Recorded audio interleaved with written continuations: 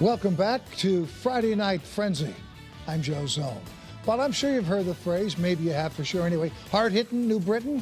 I'm told that phrase began back in the 90s when New Britain's high school sports team started winning big. Also right around then, the school's marching band started making some noise of its own.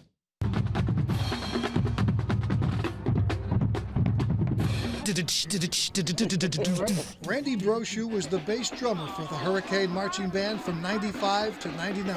The cadence never leaves you. That beat kind of, when you hear it and you're from New Britain, as an alumni coming back and you hear that band coming down to Willowbrook Park, I think it can't help but fire you up still and bring you back, but also, in support of these kids. Former athletic director Len Corto, who was the football coach for the 92 state championship team, says the band has played a role in New Britain's sports success for the last 30 years. I tell you, that band inspired many a football game and many a football team over the course of the years.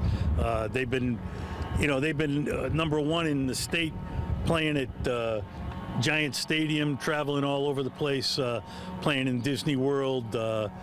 Just a great organization that today still thrives. The band performs at every home football game, and according to former student James Jones, they're doing stuff now that they weren't doing when he was in school in '96.